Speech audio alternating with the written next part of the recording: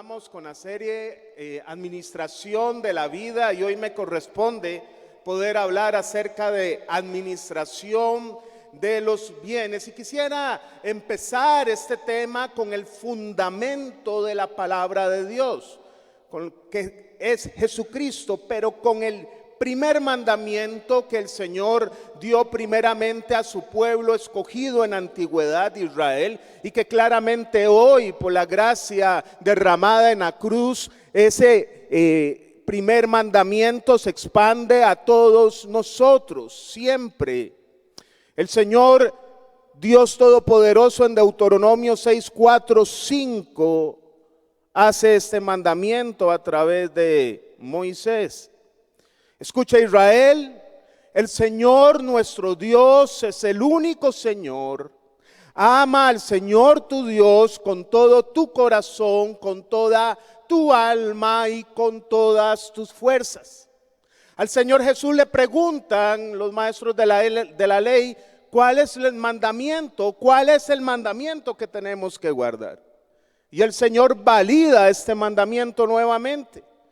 En Mateo 22, 37, ama al Señor tu Dios con todo tu corazón, con todo tu ser y con toda la mente, le respondió Jesús. Pero seguidamente dice algo adicional el Señor. Este es el primero y el más importante de los mandamientos. El segundo se parece a este. Ama a tu prójimo como a ti mismo. De estos dos mandamientos dependen toda la ley y los profetas. El pueblo de Israel sabía de memoria el mandamiento, pero no vivía enteramente el mandamiento.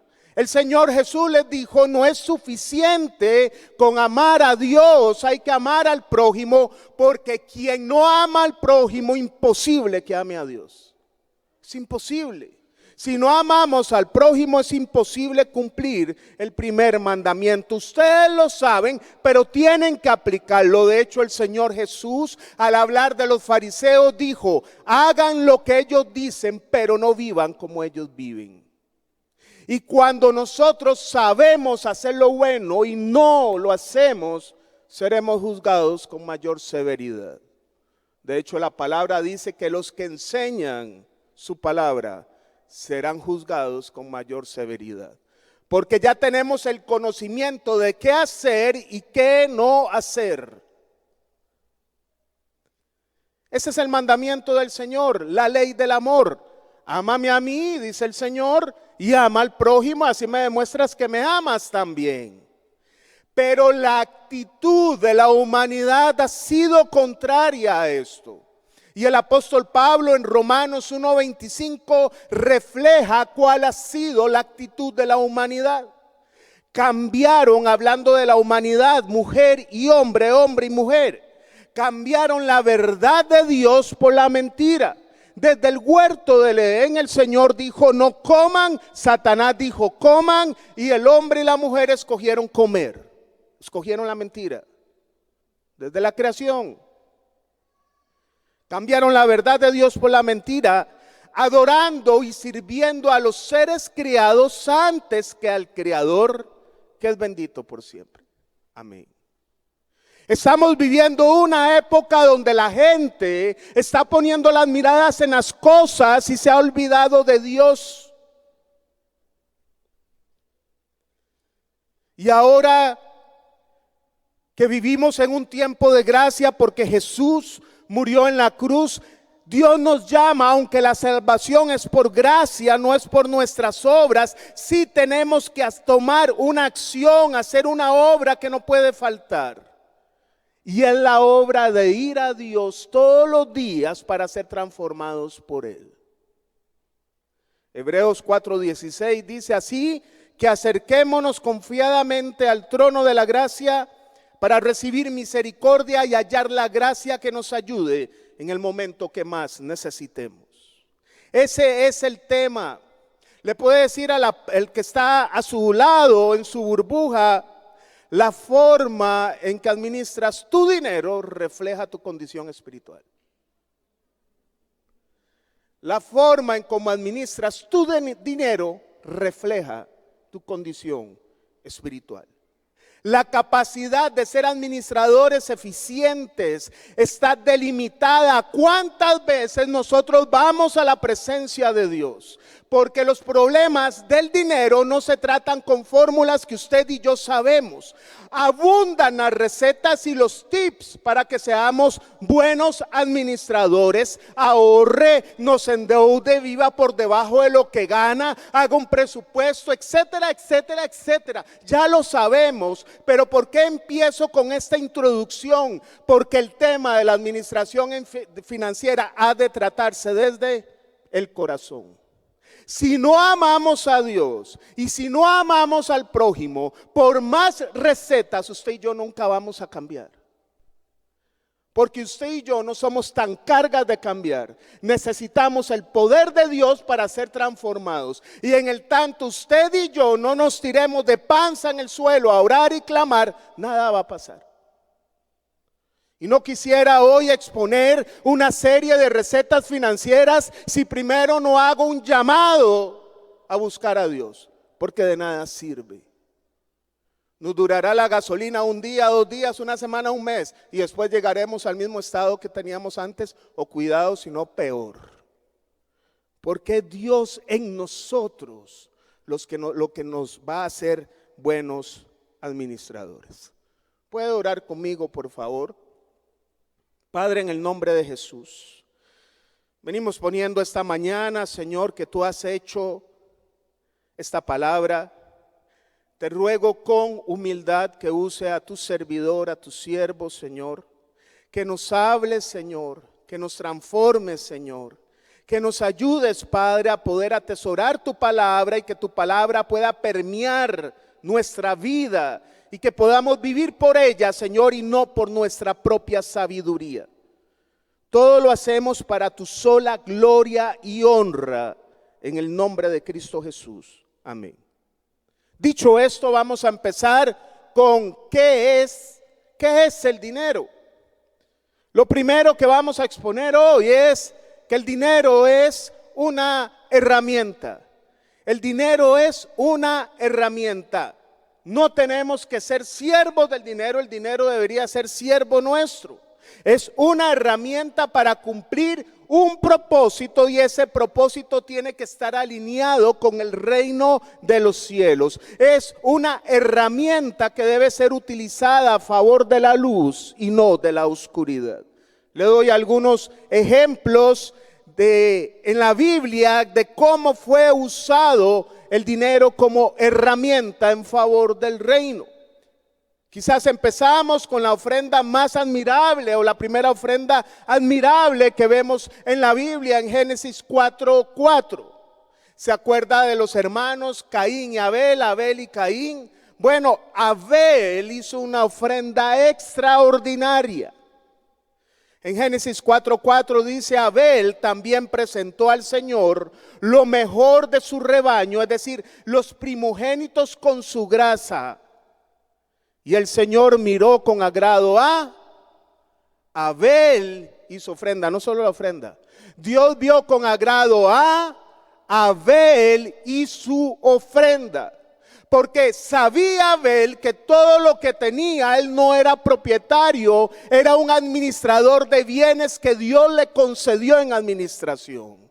Y él dijo, esta herramienta la voy a usar para adorar a Dios, y le dio lo mejor de su ganado, herramienta de adoración. Segundo ejemplo que le quiero dar, el pueblo de Israel es liberado de Egipto y es llevado en el éxodo al desierto. Y en el desierto Dios le manda a Moisés a hacer un tabernáculo que no es más que un templo que iba caminando, ambulante, porque el pueblo tenía que avanzar. No podía ser una iglesia como esta fija, tenía que ser un templo que pudiese ir avanzando. Y resulta que hacer un tabernáculo con las disposiciones y normas y descripción que Dios dio era sumamente oneroso. Resulta que el tabernáculo era más o menos así. En sus porciones externas se usaban materiales más comunes como piel de ballena o piel de delfín. Pero conforme usted se adentraba al tabernáculo, ya los materiales eran más onerosos. Usted se encontraba con bronce, usted se encontraba con madera de acacia que era finísima y que duraba mucho, y usted se encontraba, por ejemplo, con oro en el propiciatorio. No era un reto sencillo. Sin embargo, Moisés dice esto en Éxodo 36, 6, 7. Entonces Moisés ordenó que corriera la voz por todo el campamento, que nadie, ni hombre ni mujer, haga más labores ni traiga más ofrendas para el santuario. De ese modo los israelitas dejaron de llevar más ofrendas, pues lo que ya habían hecho era más que suficiente para llevar a cabo toda la obra. El pueblo de Israel, a pesar de su rebeldía, tenía claro que el dinero era una herramienta en favor del reino. Hay que construir un tabernáculo y todo el mundo se puso a dar. Hasta tal punto que dijo Moisés, suave, suave, paren. Ya hay mucho. Bueno, en Latinoamérica más de uno diría, no, sigan, ¿verdad? Después del tabernáculo, el pueblo de Israel llega a la tierra prometida, ya se establece como nación, ya no va a deambular de un lugar a otro, y ahora sí, Dios manda hacer un templo fijo. Y David tenía el sueño de hacer este templo, pero no lo llega a hacer, lo llega a hacer su hijo Salomón. Pero David recogió los materiales para que cuando él partiera, Salomón iniciara la obra. ¿Cuál fue la actitud nuevamente de Israel? Y David hace una oración asombrosa en Primera de Crónicas 29, 16. Oh Señor nuestro Dios, aún estos materiales que hemos reunido para construir un templo, para honrar tu santo nombre, vienen de ti, todo te pertenece. ¿Qué está diciendo David ahora otra vez? Esto es tuyo, es una herramienta para hacer el templo, una herramienta para ser usada en favor del reino de Dios. Y en el Nuevo Testamento, después que Jesús resucita y asciende a los cielos y se forma la iglesia primitiva, en el libro de los Hechos, Hechos 4:32, ¿cuál era la actitud de los creyentes con el dinero? Dice, todos los creyentes estaban unidos de corazón y en espíritu, y consideraban que sus posesiones no eran propias. Puede decirlo, no eran propias, no eran de ellos. Así que compartían todo lo que tenían. Propósito de reino. Alguien con necesidad, tome papá. Propósito de reino. Herramienta para el reino de los cielos. Número 1, el dinero es una herramienta. Número 2, el dinero es una prueba, es un examen. Y nuestra actitud hacia el dinero revela el carácter, revela dónde está nuestro corazón. Cuando escasea el dinero en casa, ¿cómo reaccionas espiritualmente? Cuando el dinero abunda en tu casa, ¿cómo reaccionas espiritualmente? Mire, la pandemia fue un tamiz que se pasó y muchos creyentes no pasaron esa prueba.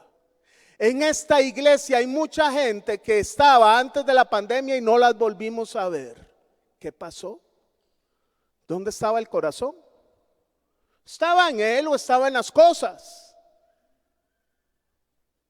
Hemos tenido experiencias también aquí a través de la pulpería, se dan diarios a personas con necesidad, pero la fila es mucha, hay gente que quiere perpetuamente recibir un diario y ni siquiera se congrega en la iglesia, ni siquiera.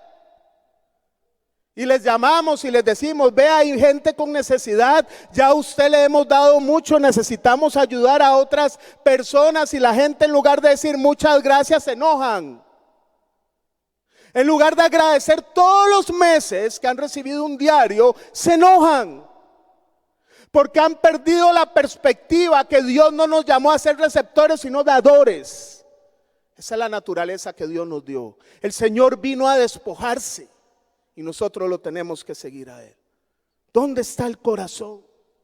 Porque a veces vemos la mano, en lugar de ver la mano de Jesús, solo vemos lo que está en la mano de Jesús.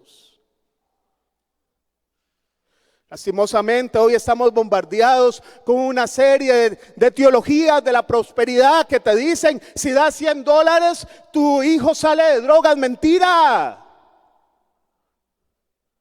Tu hijo sale de drogas cuando todos en casa ayunen y oren y doblen rodilla. Es así. Es una cuestión de plata. El hombre rico, recuerda el hombre rico en Marcos 10, 21, 22. ¿Qué tengo que hacer para ganar la vida eterna? Todo lo he guardado, dijo ese hombre rico, y el Señor le contestó.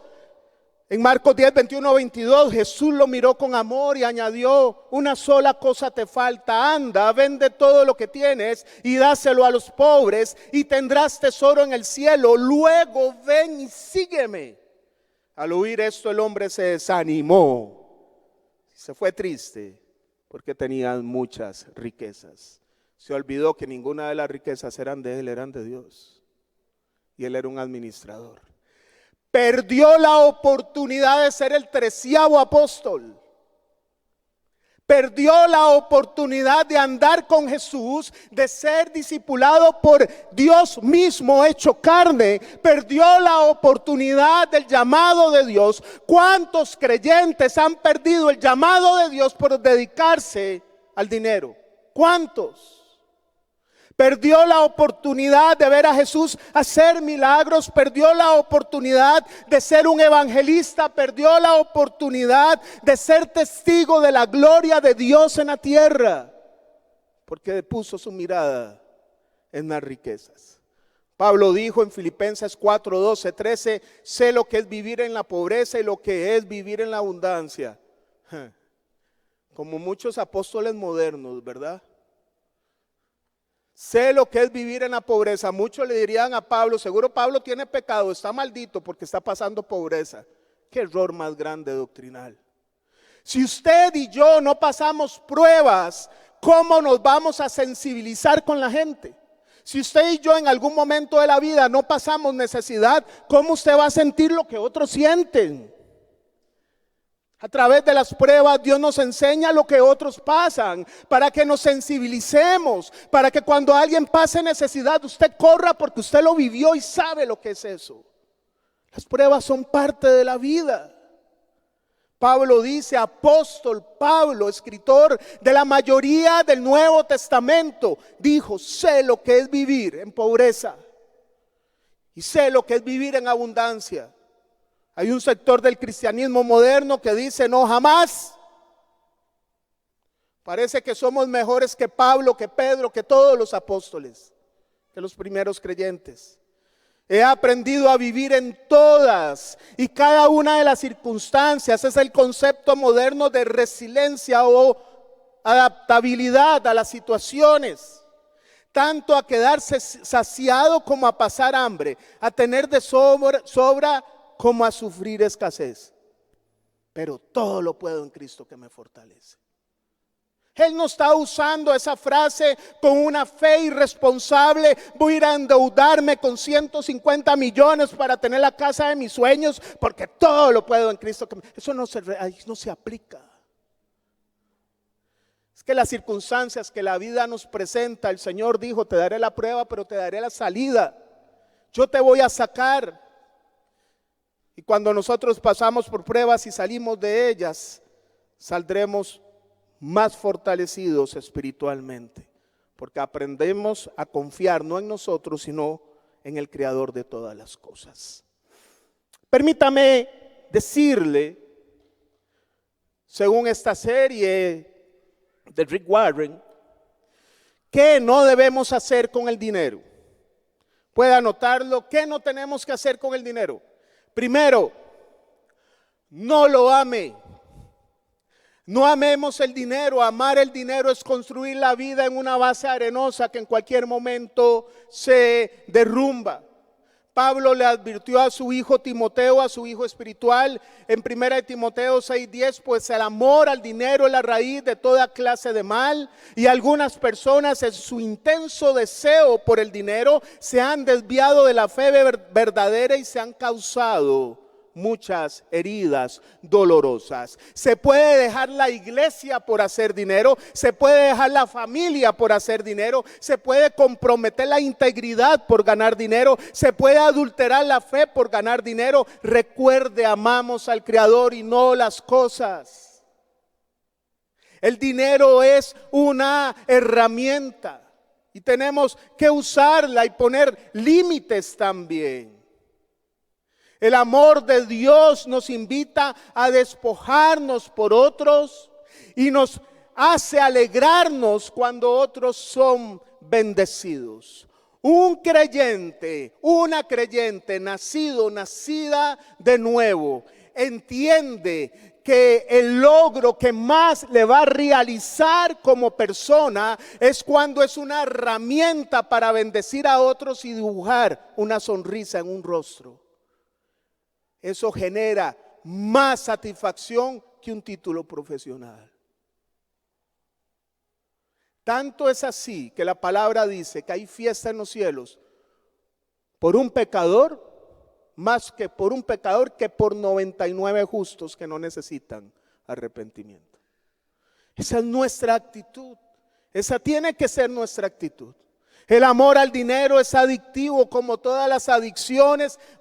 Lleva a un abismo a otro abismo, nos entierra de un hueco a otro hueco. Eclesiastés 5:10 dice: los que aman el dinero nunca tendrán suficiente, nunca. Qué absurdo es pensar que las riquezas traen verdadera felicidad. Ayer comentaba que usted va a un hotel de playa, alguna vez lo vi, usted va a un hotel de playa, usted está con su familia, da gracias a Dios porque le dio la oportunidad de estar ahí, no siempre se puede estar, y usted ve una familia ahí que se agarra.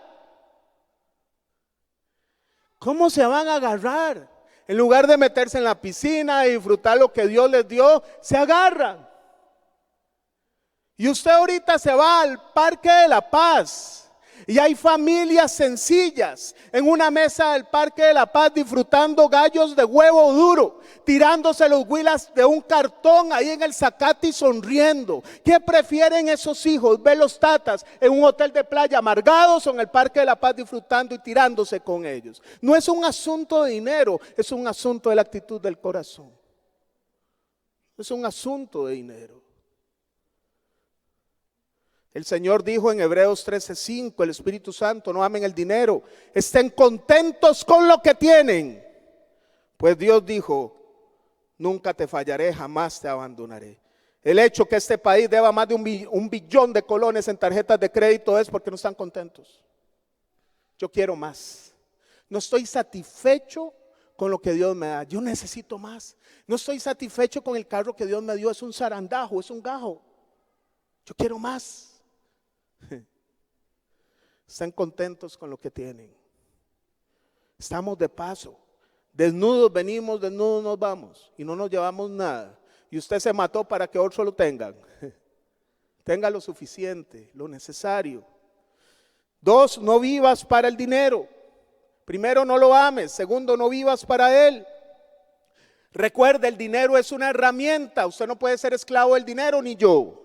Es una herramienta, no nos tenemos que volver sus siervos.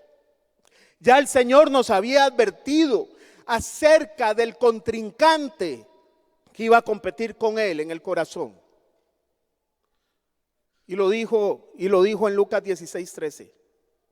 Nadie puede servir a dos amos, pues odiará a uno y amará al otro. Será leal a uno y despreciará al otro.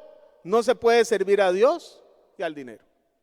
Una vez en una consejería, un amigo, ya no está aquí ni nada. ¿Qué hago? Es que estoy enamorado de la doña, pero también de la otra. Sinvergüenza, cara dura, ¿verdad? Yo le dije: si estás enamorado de tu esposa, no puedes amar a otra persona. Es imposible. Lo que está, tu mente es cauterizada por el pecado y necesita ser libre. Es igual Dios dijo, el Señor Jesús dijo, o servimos al dinero o lo servimos a Él, punto. Yo he hablado con algunos jóvenes que llegan y me dicen, vea, es que ya yo saqué la licenciatura, quiero sacar la maestría, sacan la maestría, es que voy a irme por otra licenciatura, póngale freno aún al estudio. Hay que ponerle freno. Perpetuamente no podemos posponer el llamado de Dios, es una herramienta. Hay que ponerle freno a las cosas. Todo tiene que estar en su justa medida. El mundo le dice, estudie como herramienta, pero póngale un límite. Póngale un límite.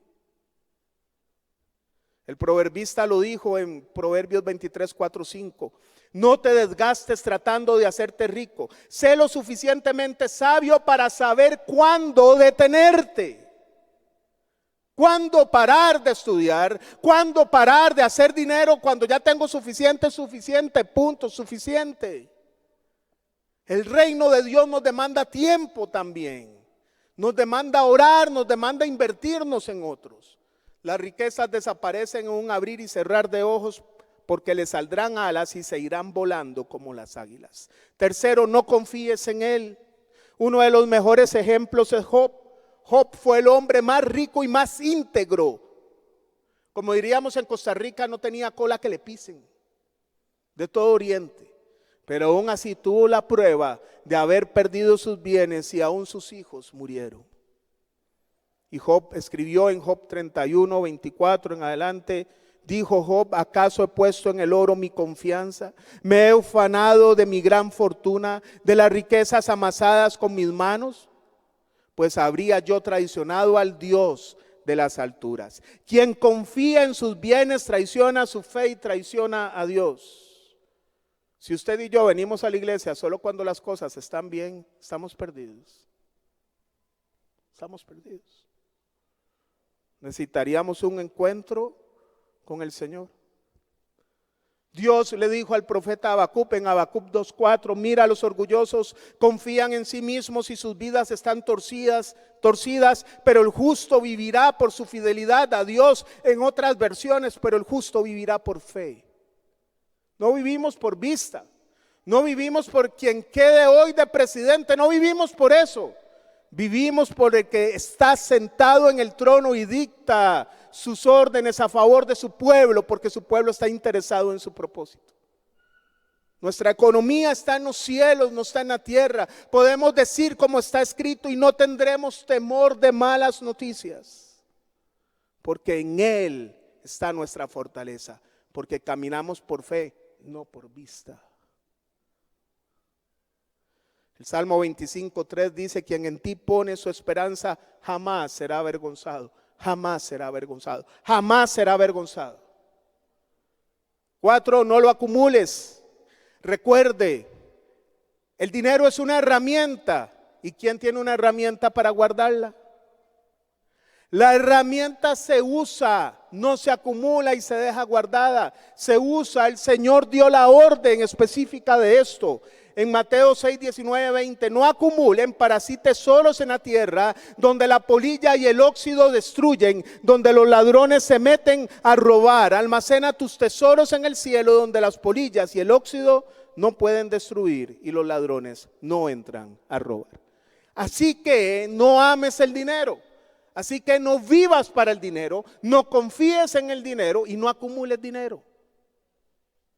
4, no, que espero usted y yo nos podamos llevar a casa. Y ahora le digo en estos pocos minutos que nos quedan lo que sí debemos hacer con el dinero. Y en medio de toda la manipulación que ha habido por mucha gente que lastimosamente generalizan, y cuando un pastor o un llamado apóstol o llamado profeta llega y abusa de la fe para tener ganancias, decimos todos los pastores son iguales. Eso es mentira, usted no puede generalizar. Hay muchas iglesias alrededor del mundo que lo hacen bien. Pero entonces la gente se va a un extremo. Ahí sí sacan plata, es que ahí sí se abusan de la gente. Y es verdad, han habido abusos. Pero tampoco nos podemos ir al otro extremo de quitar de la palabra de Dios, que hay que darle a Dios porque ahí está. Lo primero que hay que hacer es diezmar y ofrendar para honrar a Dios. Y eso hay que seguirlo enseñando. Pero aquí nunca le vamos a usted decir cuánto va a dar. Ni nunca le vamos a decir a usted, deme una orden patronal para ver si usted está dando lo que realmente tiene que dar. Eso es un problema suyo con Dios, es un problema mío con Dios, es personal. Aquí nosotros recogemos las ofrendas y decimos, Señor, usted con lo que se recogió nos va a alcanzar. Aquí nadie manipula ni nadie dice pasen 100 con $100. Nadie. Porque si nosotros le decimos a la gente viva con fe, nosotros también tenemos que vivir por fe. Y saber que lo que se recoge va a alcanzar. Proverbios 3, 9, 10 dice, honra al Señor con tus riquezas y con los primeros frutos de tus cosechas. Así tus graneros se llenarán a reventar y tus bodegas rebosarán de vino nuevo. Es un acto de obediencia. No lo hacemos para que otros nos vean. Lo hacemos porque estamos agradecidos por lo que Dios nos dio. Lo hacemos porque reconocemos que nada es nuestro. Lo hacemos porque la Biblia lo dice, tanto en el Antiguo como en el Nuevo Testamento. Lo hacemos porque entendemos que el dinero es una herramienta en favor del reino. Lo hacemos porque sabemos que un nacido de nuevo es una persona que Dios le ha dado el carácter de despojarse. Y Pablo dice a la iglesia de Corinto que era una iglesia coda. Después podemos hablar de la iglesia de Corinto. Era una iglesia con recursos, pero era como pellizcar un balín engrasado. Y Pablo los pica. Dice, los de Macedonia sí dan. Y los cristianos de Macedonia, dice la palabra de Dios, daban y hacían fila a pesar de su extrema pobreza. Wow. Y Pablo le dice a los creyentes de Corinto, le dice, primero den con disposición. 2 Corintios 9, 7, cada uno debe. Es que yo gano muy poco. Cada uno debe. Usted tiene que desarrollar la fe. Cada uno debe dar según lo que haya decidido en su corazón. No puede haber manipulación de nadie. No de mala gana ni obligación, porque Dios ama al que da con alegría. Acuérdese la ofrenda de Abel. Y en proporcionalidad, 1 Corintios 16, 2. El primer día de la semana cada uno de ustedes aparte y guarde algún dinero conforme a sus ingresos, para que no se tengan que hacer colectas cuando yo vaya. Por eso Dios puso el diezmo en el Antiguo Testamento. El 10% del que gana menos y el 10% que ganaba más. Al final los montos son diferentes, pero la proporcionalidad es la misma. Segundo, use el dinero para ahorrar e invertir. Y usted me puede decir, Robert, pero usted no está diciendo que no se acumule a ahorrar para invertir, no para guardar. Proverbios 21:20 dice, en casa del sabio abundan las riquezas y el perfume, pero el necio todo lo despilfarra. Más de un necio es tico, ¿verdad? Los ticos nos estorba la plata en la bolsa y en la cuenta. Hasta que no veamos el cero en la cuenta o no sentamos nada, no estamos satisfechos. En diciembre vamos a comprar y dice, no, es que todavía me queda un toque, todavía no nos vamos hasta que esto se vacíe. ¿Verdad que sí? No levante la mano, por favor. Entonces, ¿cómo lo hago? Primero, aprenda a contentarse con lo que tiene. Segundo, viva por debajo de lo que usted gana, no por encima. Y tercero, haga un presupuesto para que usted determine cuánto puede ahorrar. Cuando doy consejerías financieras es un vacilón, porque la mayoría de los casos les doy un machote de presupuesto, llénenme esto y nos vemos en la segunda sesión. Y cuando me traen el presupuesto salen sus ingresos, salen sus gastos, sale todo, pero nunca, en la mayoría de los casos, en la mayoría, no hay un rubro que diga diezmo y ofrenda. Hay que enseñarles el fundamento de principio. Vea, es que usted no entiende, hay que diezmar y hay que ofrendar. Eso yo no se lo puedo meter a usted por la jupa. Ore para que Dios se lo revele. Usted está sacando a Dios de su vida financiera. ¿Cómo quiere que le ayude ahora? Métalo. Obedezca, hágalo como Dios dice. Porque queremos que Dios nos dé todo, pero nosotros no damos pasos hacia Él. Dice Jeremías 33:3, clama a mí, yo te responderé. Dios responde el clamor, no al que no clama. Al que toca se le abrirá, responde al que toca. Vengan a mí los que están cansados y cargados y yo los haré descansar. Vayan. Dios da descanso al que va, no al que no va. Tenemos que volver, por eso empecé en la introducción, amemos a Dios, porque ninguna receta financiera va a funcionar si no entendemos lo que es amar a Dios y amar al prójimo. José en Génesis 41:34, no lo vamos a leer, recuerda, tuvo un sueño y le dijo a Faraón, está la interpretación, vendrán 7 años de abundancia sobre Egipto y 7 años de escasez. Mi recomendación, Faraón, es que usted ponga administradores sobre el grano y que en los 7 años de abundancia se almacene la quinta parte para que en los años de escasez haya lo suficiente para poder salir adelante como país. Ahorre el 20%, le dijo José. Viva por debajo. Imagínense los 7 años en Costa Rica hay abundancia. Yupi, vino plata más, jale a Cancún, jale a Miami, ahora en pandemia todo está por debajo. Vamos a comprar, qué dicha, Dios nos bendijo. Eso es tiquicia, un país sumamente endeudado. 3, usa una parte para proveer a tu familia.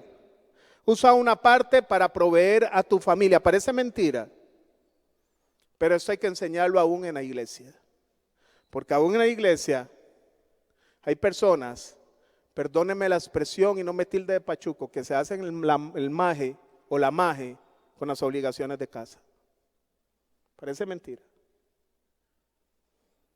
Y Pablo dijo a Timoteo nuevamente en 1 Timoteo 5:8, el que no provee para los suyos y sobre todo para los de su propia casa ha negado la fe y es peor que un incrédulo, porque aún se espera de los que no conocen a Dios que sean responsables en su casa.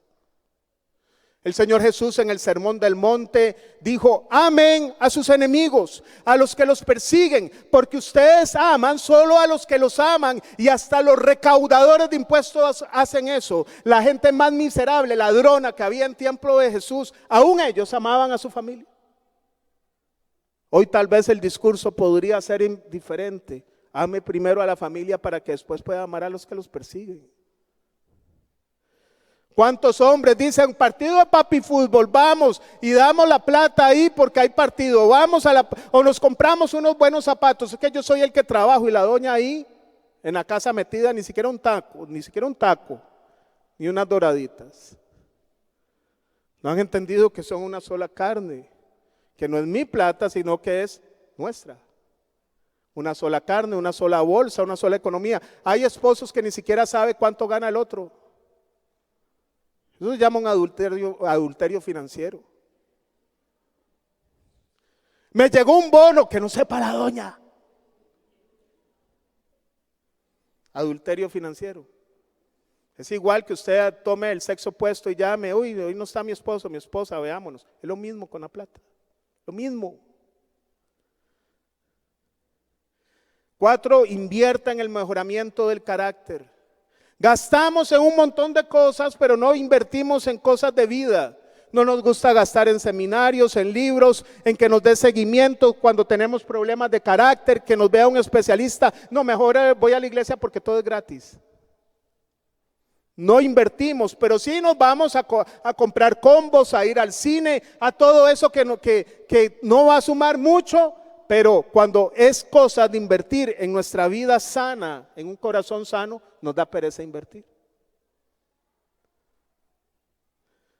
Dice Proverbios 16:16, las ganancias de los justos realzan sus vidas, pero la gente malvada derrocha el dinero en el pecado. ¿Sabe? Dicen los especialistas que de un 80 a un 90% de las enfermedades son psicosomáticas. Quiere decir que muchas enfermedades están aquí y aquí y se reflejan físicamente. Corazones llenos de odio, de rencor, personas que fueron heridas y no han podido quitar escombros, se reflejan en estrés, en ansiedad, en alergias, en problemas cardíacos, en problemas respiratorios, en el hígado graso, en un montón de situaciones. Proverbios 3, 7, 8 decía: no te dejes impresionar por tu propia sabiduría. En cambio, teme al Señor y aléjate del mal. ¿Qué es temer al Señor? Saber que Dios lo que dice lo cumple. Entonces dará salud a tu cuerpo y fortaleza a tus huesos. Corazón sano, cuerpo sano. Es mejor, haga ejercicio, es bueno, pero es mejor tener el alma sana, es más útil. Porque usted puede ser el mejor deportista y estar envenenado y morirse físicamente, y no se ha dado cuenta. Y termino, usa una parte para ayudar a otros. Despojarse es el reino, es una inversión que se necesita. Al final de los días, el Señor Jesús profetizó, al final de los tiempos, que iba a pasar esto. Estarán los justos y el Señor les va a decir: porque tuve hambre y me diste de comer.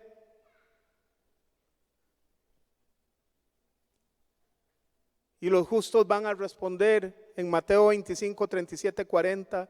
Entonces esas personas justas responderán: Señor, ¿en qué momento te vimos con hambre y te alimentamos? ¿O con sed y te dimos algo de beber? ¿O te vimos como un extranjero y te brindamos hospitalidad? ¿O te vimos desnudo y te dimos ropa? ¿O te vimos enfermo en prisión y te visitamos? Y el rey dirá, Jesucristo: les digo la verdad, cuando hicieron alguna de estas cosas al más insignificante de estos, mis hermanos, me lo hicieron a mí. Un justo utiliza sus recursos como herramienta del reino en favor de otros. Y al final de los tiempos, usted y yo daremos cuenta de cómo usamos esa herramienta. No crea que no. Y el Señor nos dirá: tuve hambre y me diste de comer, o tuve hambre y no me diste de comer.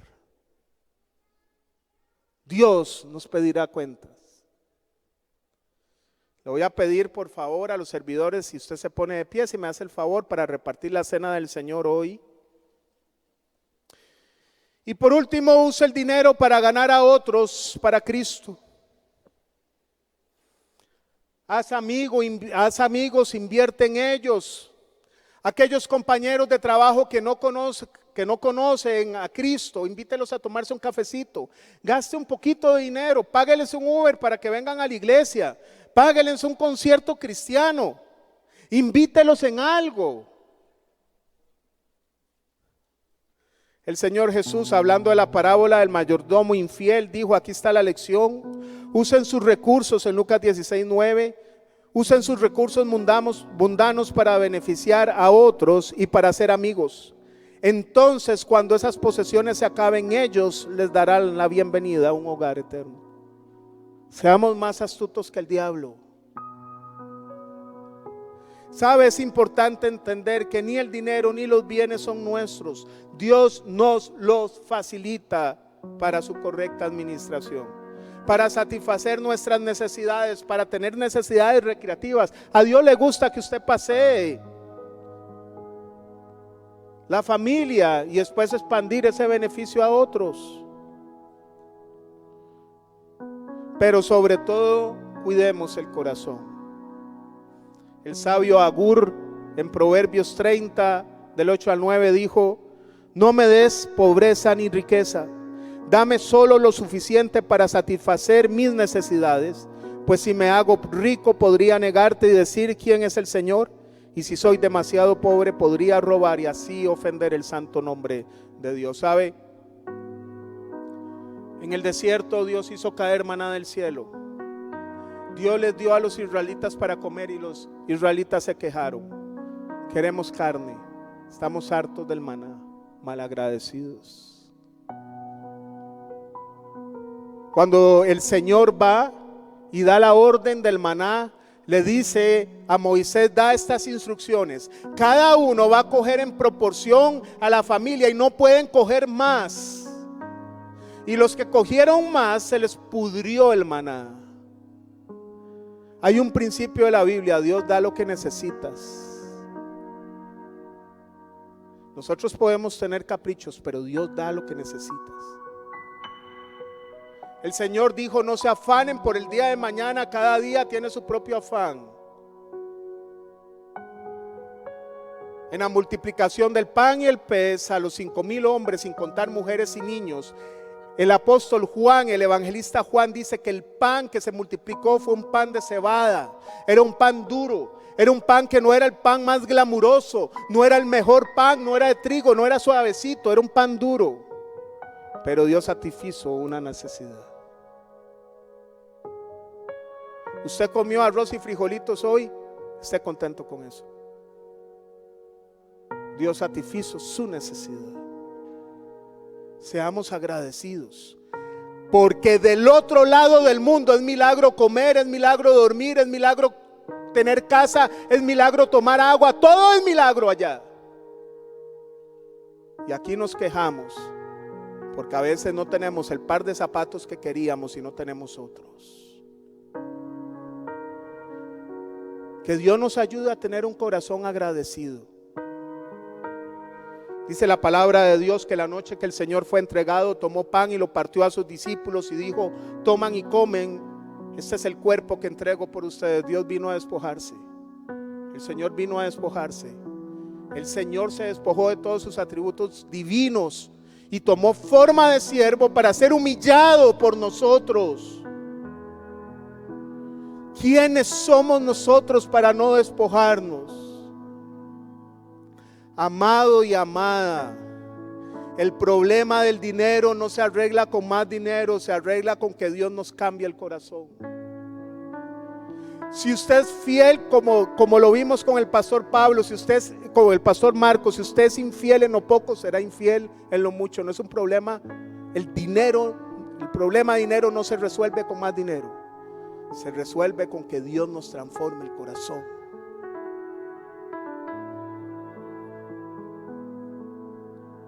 Padre, en el nombre de Jesús, Señor, recordamos ese cuerpo molido por nuestros pecados, Señor.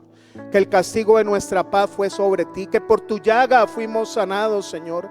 Gracias, Señor, por ese sacrificio colgado en un madero, horas hasta que expiraste y dijiste: consumado es. Gracias por ese velo abierto en tu carne, que nos permite entrar confiadamente al trono de la gracia. Lo que antes solo se podía una vez al año con animales, ahora podemos 24 horas al día entrar al trono de la gracia, porque somos redimidos por su sangre.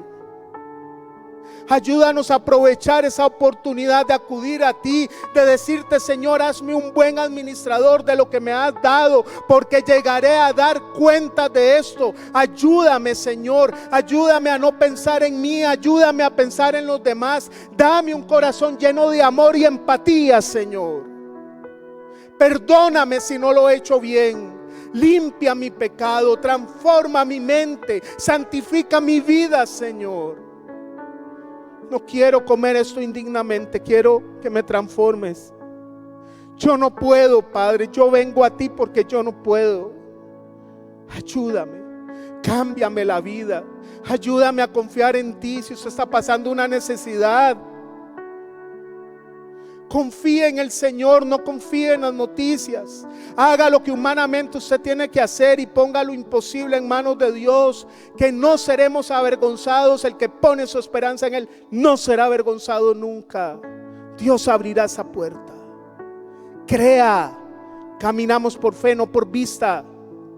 Puede decirlo: yo camino por fe, no por vista. Yo camino por fe, no por vista. La fe es la certeza de lo que se espera, la convicción de lo que no se ve. No necesito ver para creer. Yo solo sé que Él es mi Padre y que Él dijo: si ustedes siendo malos dan buenas cosas, cuánto más su Padre Celestial dará buenas cosas a aquellos que se las pidan. Pero el Señor, antes de decirnos: danos hoy el pan de cada día, primero dijo: Señor, que venga tu reino y que se haga tu voluntad en la tierra como en el cielo. Amarlo a Él primero. Puede comer el pan.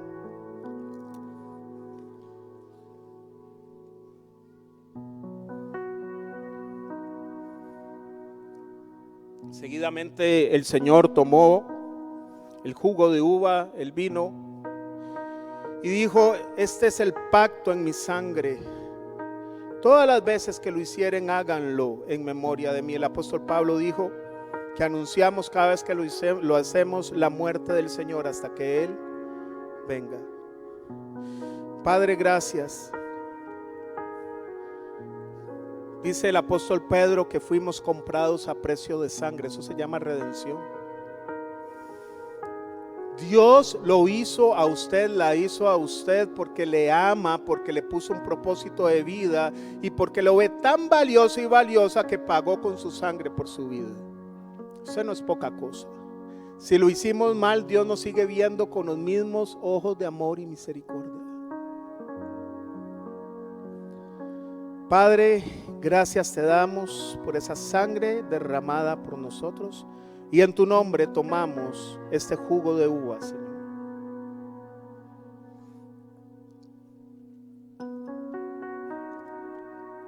Puede alzar sus manos al Señor y decirle: Señor, gracias, porque hasta aquí me has ayudado, porque hago las mías las palabras del salmista: el Señor es mi pastor y nada me faltará, porque tú eres suficiente para mi vida.